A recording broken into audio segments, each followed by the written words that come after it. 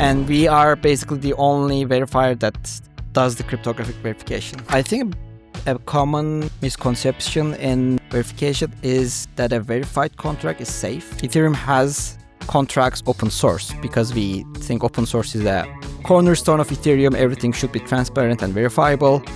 But if you look closely, these contracts are open source through closed source verifiers. So there's actually like some things not matching here. Biggest risk of unverified contracts? Completely losing your money. Verification should be? It has to be definitely expected.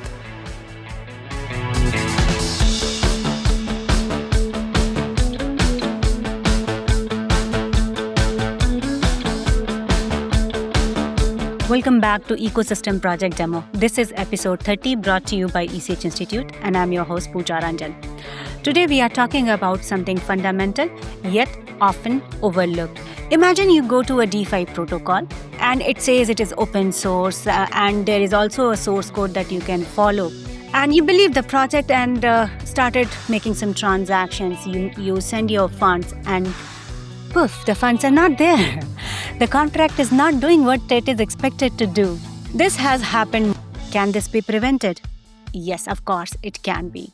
And today we are going to have a talk about one piece of infrastructure that exists specifically to stop these kind of scams. We are talking about smart contract verification. Our guest today is Kaan Uzdogan, the lead dev at Sourcify. Sourcify is an open source, open data, open standards project that verifies source code for Ethereum smart contracts and many other EVMs as well. Kaan, welcome to the show. Hi, I'm happy to join. I'm excited for the presentation. Well, Web3 codes secures billions and verification secures trust. I feel that this is one of the most important yet underappreciated piece of Ethereum stack. We would love to dive deeper into it, but would love to kick off the conversation with your brief introduction. Let's know you more. What brought you to this space and what are your current projects that you're engaged with? Yeah, absolutely. So thanks for the intro. Maybe, as you said, I'll give a short history and maybe my story of how I got here. And so I have been in the space for a while. I think I started following Ethereum at the university. When I was doing my bachelor's, I was a computer science grad. And at the end of my studies, I started hearing about Bitcoin and then Ethereum. And I first traded stuff and then I got curious about the technical aspects. And over the time of my bachelor's, I did a finishing project on Ethereum. Like it was a voting system, very early days of Solidity. And then I continued my master's in Munich. My bachelor's was in Istanbul. I moved to Germany and I continued my studies there in TU Munich. And there I also continued having some courses on blockchain. I participated in a chair that does blockchain courses. And there I got a part-time job at Max Planck Institute. And actually they have a blockchain prototype called Bloxburg at the time. It was a proof of authority chain across different universities. And I got my hands on with an EVM chain there, managing the infrastructure. And closer to finishing my studies, when I was in Germany, I started looking for positions, specifically in crypto space in Berlin. And I was quite lucky to come across the position opened at Ethereum Foundation. And for the project Sourcify, at the time, Sourcify project was already in the Ethereum Foundation. It was contracted out, but it was being moved inside the foundation. So I applied and I joined the project around 2021. I was the sole developer at the time. Right now we're 3 people, but since then I have been working on Sourcify and related projects. As I said, it was an Ethereum Foundation project, but maybe I'll shortly touch on this as well. We recently spun out from the Ethereum Foundation into a new organization called Argo Collective, with other projects such as Solidity, Fail Language, and other formal verification languages. Very interesting. Yes, we recently had a conversation with a developer at Solidity and knew about Argo collection. Would love to learn more about it and how that project supports Sourcify. I find your journey quite incredible, starting as a student, doing some trading, then getting into voting at blockchain. Voting at blockchain is something like our time we used to make calculator as our first software, Yeah, right? Just say that we have just started. So yeah, yeah. it is an awesome journey, and we would learn more. Like, I think that you are doing a great job, not only beginning now you are into the auditing of these smart contracts, which are very valuable. I understand there is a presentation, so without further ado, let's look into the presentation. Yeah, so I will be giving a overview of Sourcify in general. I will walk you through what source code verification is and how Sourcify is different than other verifiers. So let me start with this. And I like starting my presentation with something I recently come across. So I was looking at one of the Ethereum forums. This is the Open Zeppelin forum. If you've seen that before, a lot of people have been asking questions here. And here in this case, someone was asking a question around the EIP 1155, which is a token specification. And at the time in 2022, they were giving an example about EIP 1155 on a contract that is deployed on Gurley testnet. So this contract is deployed at Gurley. So I was curious. I was looking at this, and I click on this, and I come across this. So the Gurley testnet, as you know, is shut down, and with that, the block explorers were also shut down. So I was really not able to see this contract, and for me, this kind of showed me that part of the Ethereum history has been actually lost. I mean, you can say, Kaan, this is just a testnet. Why do you care that much? But this also leads me thinking, what happens if this happens on the mainnet? So I was wondering, like, where are these contracts? Like, where are they gone? So what can we do about it? And don't get me wrong, like in general, I think Ethereum has good verification culture. In this case, I'm referring to, of course, source code verification, but I think we can do better. Ethereum has contracts open source because we think open source is a cornerstone of Ethereum. Everything should be transparent and verifiable. But if you look closely, these contracts are open source through closed source verifiers. So there's actually like some things not matching here. And these contracts are also in closed datasets. So it's, even though you can see them one by one, the whole dataset is not as open as we want to be. That's what I'm going to explain. But before let's give a background about source code verification, what it does, how it works, and why it's important. So in general, the Ethereum contracts are stored on the blockchain in bytecode. So bytecode are essentially ones and zeros. Those are not readable by humans, and they look like this essentially. If you look at the Ethereum protocol, and if you get the code of a contract, this is how actually it looks like. And it's not really possible, as you can see, to tell what this does. But in fact, this is the bytecode of the Beacon Chain deposit contract. Problem here is humans, we can't read bytecode. These are suited for machines. They do EVM instructions, and they are not really understandable by us. Humans write in programming languages, such as in EVM case, it is mostly Solidity, Viper, and there is something that is getting lost here. So this is an example of a Solidity contract, and this is in fact part of the deposit contract. So here it's more understandable, right? You can see some variable names, you can understand some of the operations, what it does. But again, if I come to you and show you this code, how do you actually know this is actually the code that is working behind? So I can be deceiving you. I can be showing a wrong code. And at the end of the day, you are giving your money to this code. So you really need to make sure that this is actually doing what it does. That's why we need a mapping from the source code, from the Solidity code to bytecodes. This is essentially what the source code verification does. So if we go through an example, imagine we have these contracts, my contracts.sol. These are all Solidity files. And what we do is we take the Solidity files that you give us or the developer gives us to do some source code verification. Then we add the compilation settings that were used, and then we feed them into a compiler, and we compile this again. So you have actually deployed your contract, the contract is already there, and now you come to us and you give us these files. So we do the compilation, and the compilation gives us a bytecode.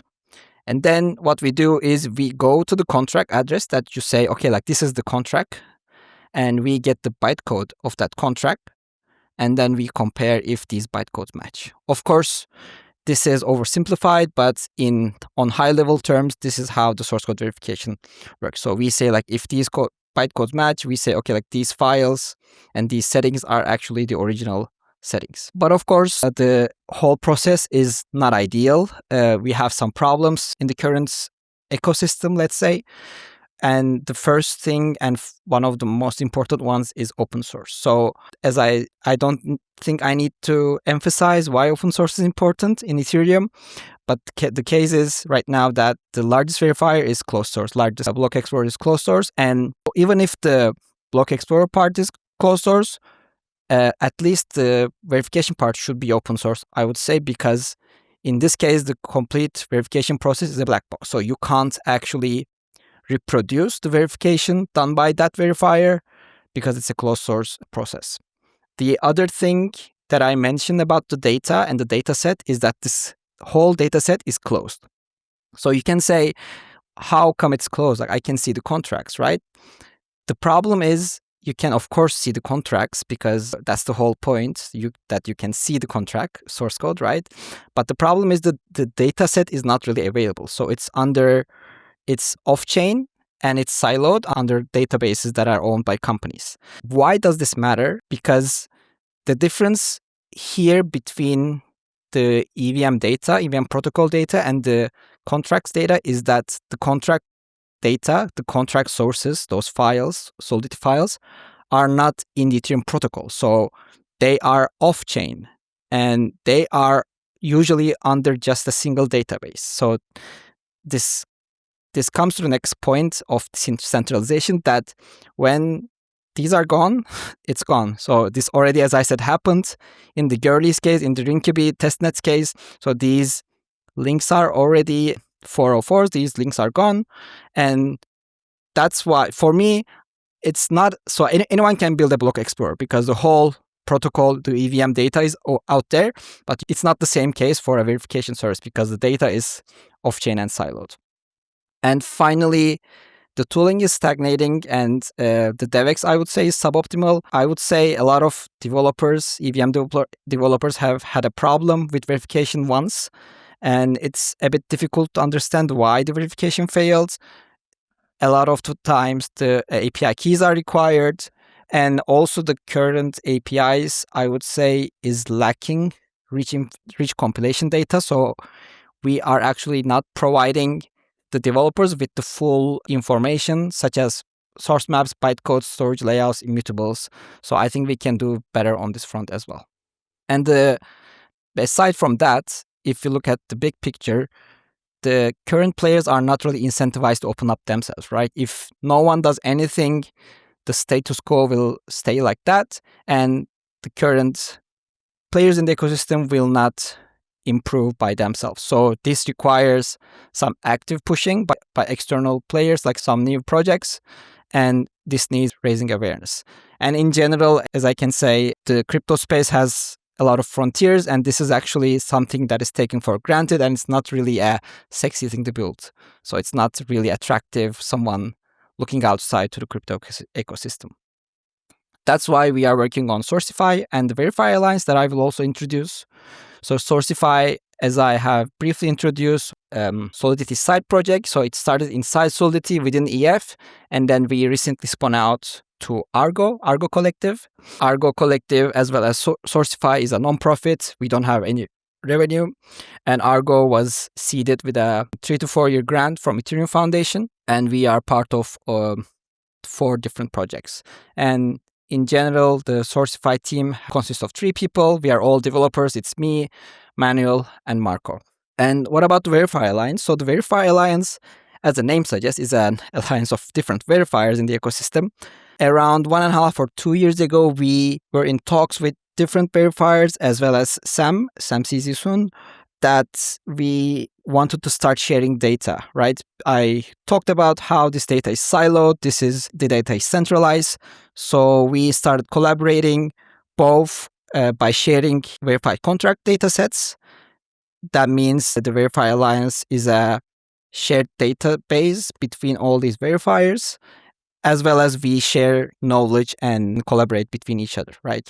So yeah, as the name suggests, it's a open access database of EVM smart contracts, and we export this data as well as the Sourcify data daily in the Parquet format. So if you want to learn about it more, you can visit the verifieralliance.org. And as I said, right now it's consisting of BlockScout, RouteScan, and Sourcify as verifiers. So I talked about problems. So what are we doing to solve these problems? So first of all, we open source everything at Sourcify. For example, our verification logic is under this npm package. It's Ethereum Sourcify lib Sourcify.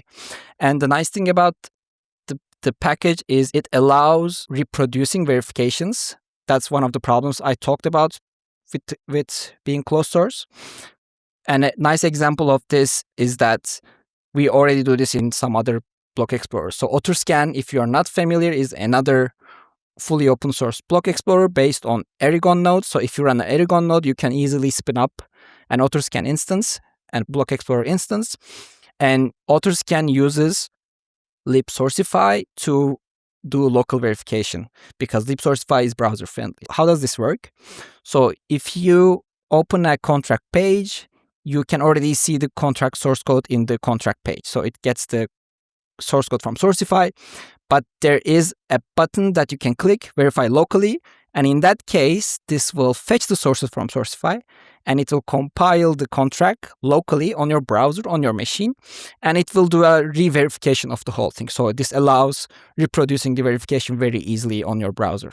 Of course, the whole Sourcify stack is open source, the server is open source, the repository is open source, and aside from that, we recently took over the largest 4-byte signature database. So this is the database of Ethereum function and event signatures. It was the open chain database, and we took it over into Sourcify, and we seeded with the data from there as well as with the data from our verified contracts. And now we built one of the largest 4-byte databases for Ethereum EVM chains. And this is now powering a lot of the dev tooling behind the scenes. So if you're using Foundry, if you are doing any kind of ABI decoding, you're probably already using this behind the scenes. And we also have a lot of Sourcify instances. So we actually want a lot of people to spin up their own instances, and we can already observe that a lot of different chains, different security tools are using Sourcify in their own stack. So we serve as a whole package, a verification service to them, and they don't need to reinvent the wheel themselves. The second point we work on is verifying everywhere. So I talked about how data is closed and how data is siloed, right? And to work against this, we are trying to push the whole ecosystem to verify everywhere. So we think a contract shouldn't be verified in one place only. Why would you go to a one verifier when you can easily go to all verifiers? And also this serves as a comparison between different verifiers, and also the data will be replicated everywhere, right? So in that sense, we Sourcify as ourselves. When you verify on Sourcify, we share this verification, share this contract with all verifiers that we are aware of. There is one limitation here that Etherscan has, which says with one API key, you can only verify 250 contracts per day, regardless of the tier of the API key. Otherwise, whenever we get a verification, as you can see on our UI as well, we share the contract with Etherscan, RouteScan, and BlockScout so that this goes to everywhere, not that this data is not siloed in Sourcify. The second point is, of course, the Verifier Alliance. As I said, Verifier Alliance is a shared database of verified contracts. We also have built a Remix plugin that allows verifying everywhere very easily. So whenever you want to verify a contract on Etherscan, by default, all explorers and all verifiers are selected so that you can seamlessly verify on all verifiers. And we do the same thing on Hardhat as well. By default, since recently, when you verify a contract on Hardhat, it goes to everywhere.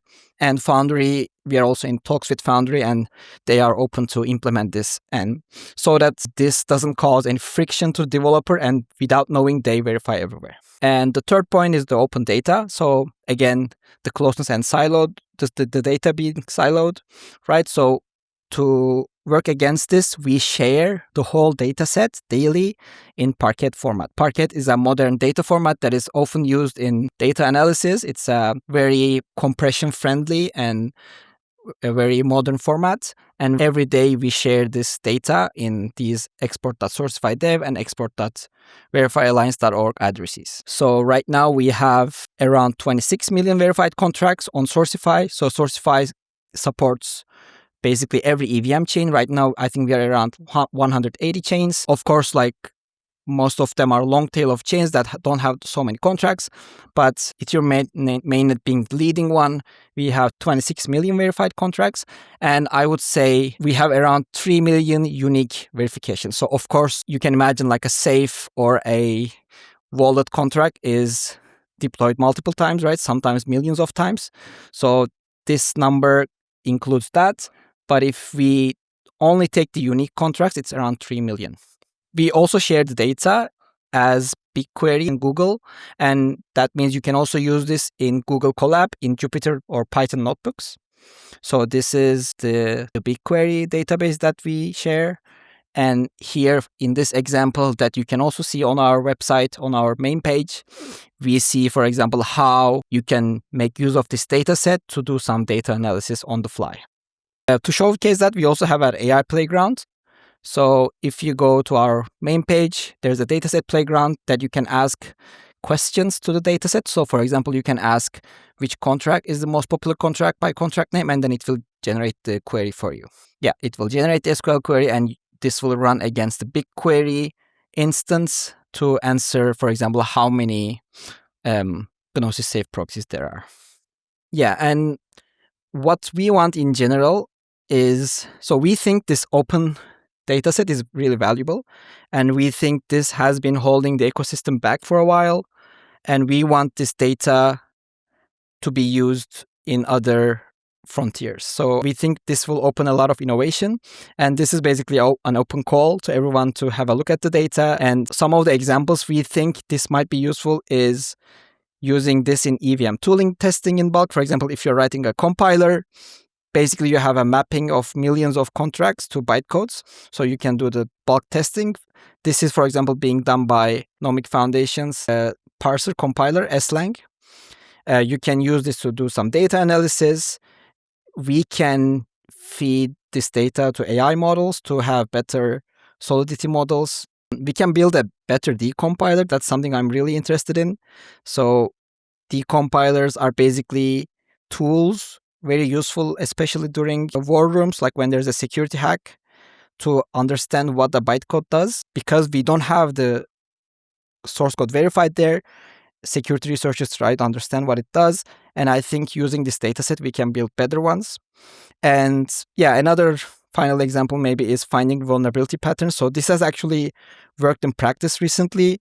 I think when there was a small bug in Solidity with the transient storage, the security researchers used the Verifier Alliance dataset to see which contracts have transient storage, and then they were able to address these, and they were able to see which contracts are affected. So yeah, this is an open call to make use of this valuable dataset and move the EVM tooling forward. I'll keep it here. So this was a quick intro about everything. If you want to learn more, you can follow us on X in Sourcify ETH and Verify Alliance, as well as you can feel free to reach out to me anytime on Matrix and Telegram. Thank you. Great. Would you want to maybe go ahead with the demo? Sure. Let me give some quick demo. Maybe I'll first show the AI playground. So this is the Sourcify main page. And as I also mentioned in the presentation, we have this dataset playground. So we can say you can ask questions here, and we will use some free LLMs to ask these questions. So as I said, for example, we can say which contract is the most popular contract, or give me contracts with Solidity version, a very old version. Then this will generate the SQL for us. This is the query generated, and then we can execute this query in BigQuery, and this will show the instances of contracts. For example, this contract on Optimism mainnet is one of those that has this old Solidity version. So you can imagine a lot of different stuff that you can use here. You can also check out the Colab notebook that has a lot of examples and see the BigQuery dataset. The other example I want to give is through Remix. So I just want to quickly verify a contract on Remix. Yeah, so I guess a lot of people are already familiar with the Remix IDE.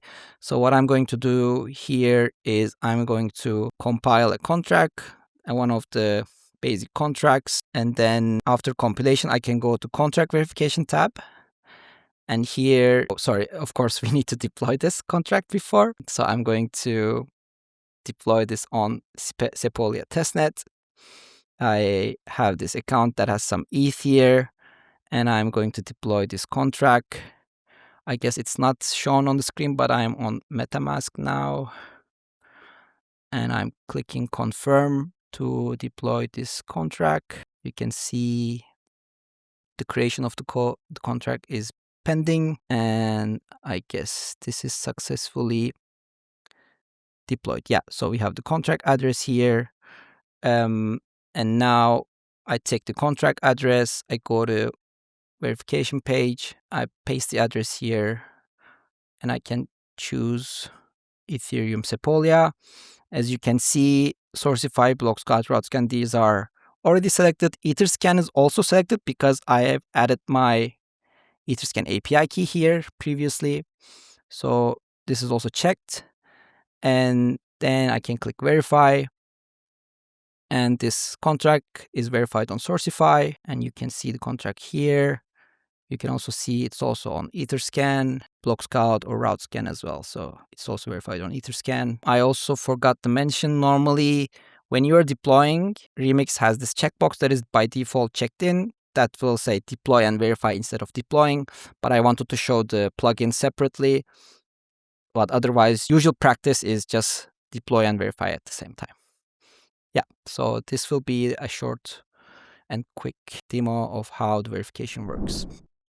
That's pretty insightful. The presentation was precise and something that we can understand, even if someone is looking at for the very first time. So Sourcify is basically doing everything what it says: open source, open data, open standards. I will come back on each one of them one by one to you. So let's begin with the very first job that Sourcify does, the verification. Suppose I am a DeFi user, I do not deploy any kind of contract. Do you think Sourcify is for me? Why do I need to go ahead and check my contracts before using the time? Yeah, exactly. So first of all, if you want to interact with a contract, you need the ABI of the contract. So ABI is the application binary interface, and that basically tell us which functions to call and how to talk to a contract. And you actually need, unless the ABI is published separately, which is quite rare, you actually need the source code to be verified to be able to see how to talk to this contract. So if you want to send a transaction, you need to know the ABI of this contract. So that's one of the main use cases of a verification service like Sourcify. Of course, the other thing is you want to see what your source code does. And even if you're not a technical user and if you don't understand the code, you want the community and the security researchers or auditors to be able to see the contract. So maybe this won't be something you will look at daily, but this is the basis for everything that you are relying on a blockchain, such as trustlessness, transparency, and so on. So in general, it may not be that much helpful for general users who do not understand the technical codes behind it, but it could be useful for developers who are actually deploying contracts or trying to interact with different contracts. Yeah. I'm curious if there is anything that Sourcify has in the plan or the roadmap for general users to make it even more simpler so that with just one click of button, they would be able to like figure out if this is a contract I should interact or not at all. Yeah, so that's a larger problem set. That's more in the whole contract security stack. That's also something we are very interested in. But we initially wanted to focus only on the source code verification because we saw the problems there. But now we are also trying to expand and attack the problems in the ecosystems there as well. So for example, we are also part of the recent Clear Signing initiative that will be announced soon, that we want to have users to have human readable instructions before they sign transactions. I guess everyone has been familiar with this. When you're signing a transaction on Ethereum, you are basically greeted with ones and zeros and you don't understand what you're doing. You blindly sign, and everyone knows the consequences of this, such as the Bybit hack. I think that's the biggest and the most well-known one. So we are also now shifting our focus there. That's something we think we can help with. But as I said, the whole security stack is very big. So you need to know, is the contract that I'm talking to the correct one? Is this actually a Uniswap contract? Do I have my passphrases secured? And so on. Like the whole stack is very large, and we are trying to see where we can be useful and be focused on that part. That makes sense. Every stack has its importance and people can make use of whatever they are sharing with us. Let's talk about how Sourcify works. You explained about that it actually works by mapping the source code with the bytecode and ensuring that the project is doing what it says it should be doing. There were a couple of things like partial verification and functional verification. If you could maybe elaborate a little bit more on that to understand the functionality of Sourcify. Yes. So Sourcify, as I said, so I didn't want to get into that much detail initially, but Sourcify also has a feature to verify contracts fully, as it was named before, versus partially. This means when we say partial, we say it's also a complete verification. The name is a bit misleading, but it's also a verification, but it is not a cryptographic verification of the contract. So if I may show a feature of the Solidity compiler. So the Solidity compiler has a field at the end of the bytecode that allows us to cryptographically verify. So we show this at Playground, Sourcify dev, and by default, the Solidity compiler, I'm going to open an example contract, maybe this one. So this is a bytecode, and by default, the Solidity compiler appends a hash at the end of the bytecode. So if you decode this part, you will see an IPFS hash of a file. And this hash called metadata hash, contains things like ABI, so like how to talk to this contract. And it's like a blueprint of the whole compilation. It has the compiler version.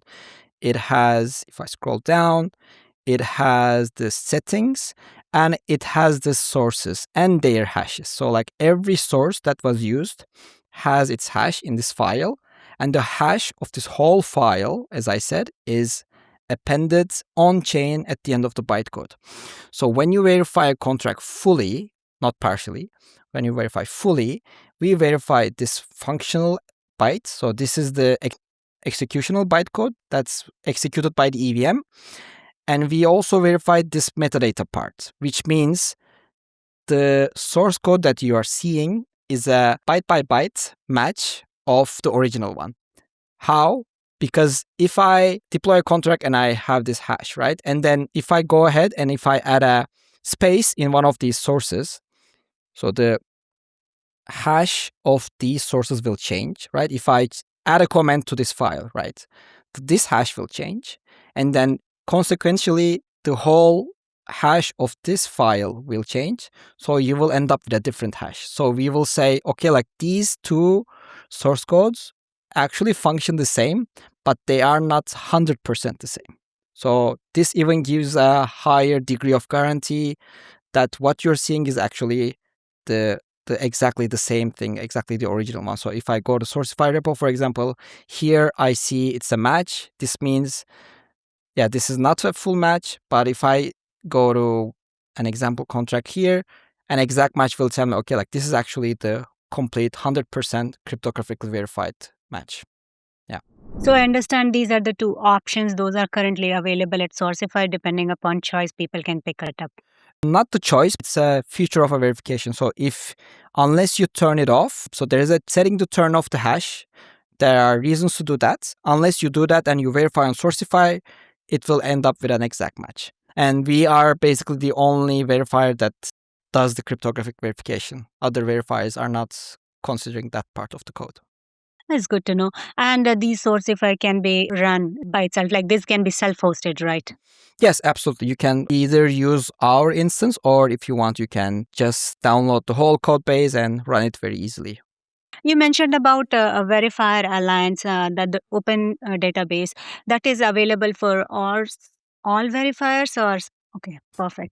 So, I mean, right now, as I said, there are like 3 verifiers. There is Sourcify, there is Block Scout, there is RouteScan. But we hope other verifiers, even the bigger ones, to join one day and share their data, and we'll see. Yes, this is open source world. I'm sure that's gonna happen one day. Hopefully. Very well. My next question is with respect to the audit. So I understand that verifying is important for an individual, for a developer, but it could be important for a project as a whole, and especially for auditors who are going to audit these projects. Do you think that having the contracts verified could be made mandatory for auditing purposes? I hope so. I'm not fully familiar with the complete auditing process, but I think auditors definitely require a contract to be verified, to be audited, even if it's not publicly available. Like that means, for example, it's not on Sourcify, it's not on Etherscan. The auditors still need to verify first. Otherwise, how can they be sure that the source code they're auditing is actually the correct one? So that's definitely a basis of auditing and a requirement. Right. I mean, I feel like it could be a very useful feature if that can be considered as a standard. I was seriously surprised to see the number close to 27 million contract reviewed. I mean, of course, there were like 3 million unique contract, as you mentioned, but still, the number is too high. It would be a good idea to have it verified if we Hmm. can get it done. Yeah. By any chance, do you know how much of the ecosystem today is still running unverified contracts? Actually, it's surprisingly large. So I think maybe the 10% of the whole contracts are verified. But I think the important thing here, and we actually wanted to create a metric with this in collaboration with GrowThePie. GrowThePie is also a data analytics platform. And we wanted to create a metric of how many of the transactions go through verified contracts. So I think that's the more important metric, because we have a lot of contracts that are not used at all. People just deploy it and just forget about it. But I think the important part is how much of the aggregate Ethereum code, let's say, goes through verified contracts only. And I think today the number, I would assume, is quite high in Ethereum, probably much higher than other ecosystems, because as I said, Ethereum has a really strong verification culture. People really demand the contracts to be verified. And the biggest exception to this right now is usually the trading bots. So a lot of people don't verify, of course, their MEV and trading bots. So that's contributing to the other side of the equation. Still, a lot of other contracts have to go if we are only at the 10%. Yeah, unfortunately. Well, you mentioned about the privacy. I understand in Web3 ecosystem, especially in Ethereum ecosystem, people care a lot about privacy. I wonder how Sourcify helps about the transparency, the user transparency. Do you think that at one point of time, even wallet can warn users when interacting with unverified contract? So I think, as I said, the source code verification is the basis of everything. So without knowing what your contract does, it's basically a black box that you are talking to. So you don't know what the whole contract does. And on top of that, this also empowers all the downstream tooling. So if you want to see what a transaction does, you still need the contract source code or the ABI to be able to understand what it does. So in general, I think to be able to have an overview of the whole blockchain, a source code verification is very essential, because without that, the only thing we see is bytes, ones and zeros, and it's really impossible to understand. Right. And I'm wondering if there is any kind of misconception or common mistake that is being done by the developer even while using the verifier. So I think a common misconception in verification is that a verified contract is safe. It is not. So a verification only open sources. So I sometimes wish we have a better name for this. A verification, of course, like semantically implies something safe, right? It's not. So it's just open sourcing the contract. So a contract being verified does not mean it's safe to interact with. It's just a requirement, but it's not sufficient. You need to have the contract verified, but to be able to say that this contract is safe, this needs to be audited and, of course, battle tested and must be scrutinized by the community. Yeah, I understand. But I think at least verification is giving some sense of security, some sense of assurance that it can be proved. Yeah. It is provable there. Well, Sourcify talks about open standards. I wonder if people are engaged in any kind of standardization that should go behind these kind of verifiers. Are you people trying to work with any EIPs or ERCs in general? I would say we don't have that many EIPs or ERCs around this, because this is more around the tooling. And what we try to standardize here is, for example, a shared data format, that how we export the data set, right? So with the data that Sourcify and Verifier Alliance is exporting is somewhat standardized, that everyone can make use of. We actually had an EIP around verification. It was for EOF. Eventually, EOF was not included, but it was to standardize this hash, metadata hash that I show in the code container, so that all the verifiers can easily ignore that part. But unfortunately, that didn't go through. It would have made our lives very easy. So these are the standardization efforts that we're mostly working on. Right. We understand that EOF is not the part of current roadmap of Ethereum, but maybe in future, if there is anything aligned, maybe we can see some proposals coming in.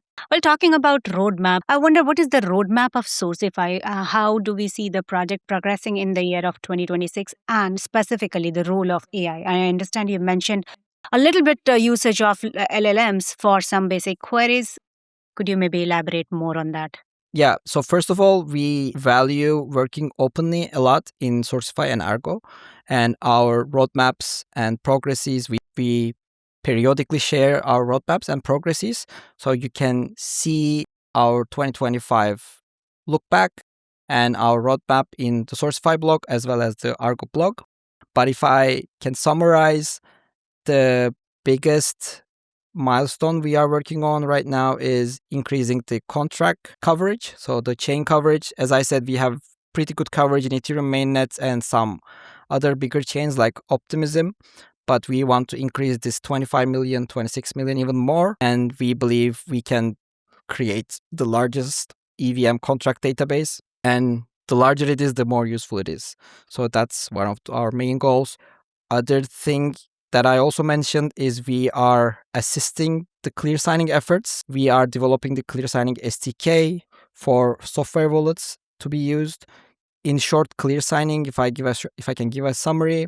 So as I said, we see bytes and hexes when we are signing things, right? So to fix that, we need a separate descriptor of transactions. And with other projects, we are building this registry and the toolset. And Sourcify is assisting with the tooling and the knowledge around source code verification and APIs.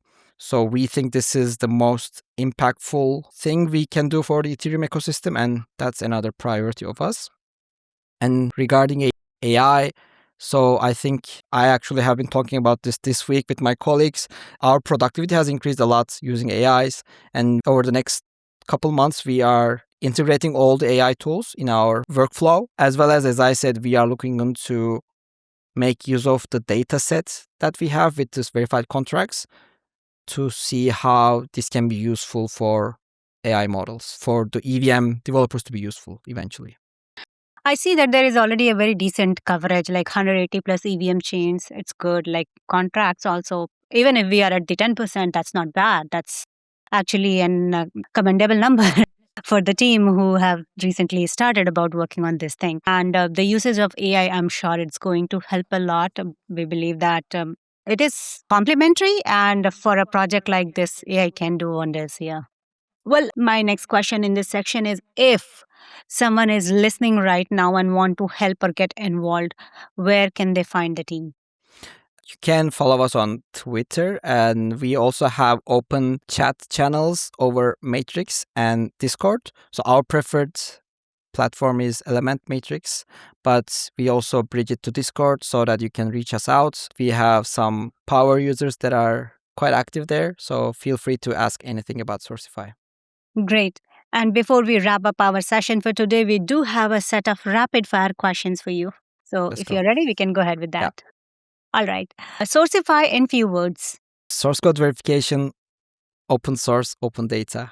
Biggest risk of unverified contracts. Completely losing your money. Verification should be optional or expected. It has to be definitely expected. Blocks Explorer versus Sourcify, what would be the key difference or the unique point that you would want to mention? Yes, Sourcify is source code verification only, so only the source contracts, but block explorers index and keep track of the whole chain. One myth about contract verification. Yeah, it's not that if it's verified, it's safe. It's wrong. Should DAO governance contract always be verified? Yeah, absolutely. I don't see they will also have to be verified to be able to collaborate, let's say. Is verification more important for users or developers? Both. It might be more apparent for a developer, but for a user, it's equally important that behind the scenes, everything is transparent and working as expected.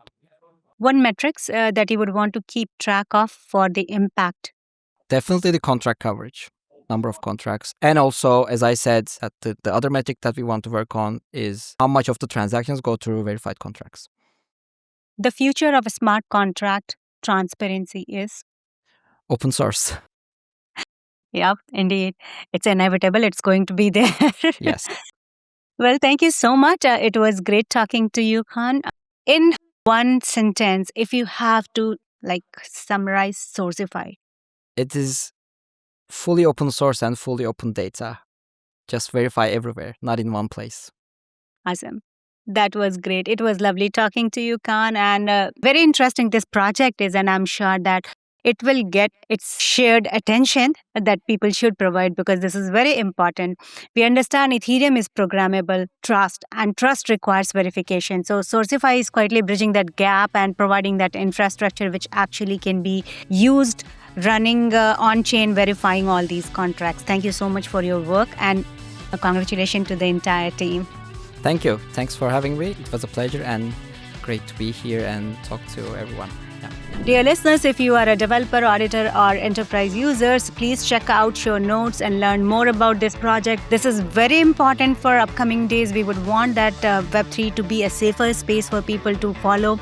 And you would get all the information below. If you like this episode, if you like this conversation, let us know by your comment below. We will bring another interesting project from ecosystem. Till then, keep building. Cheers, everyone.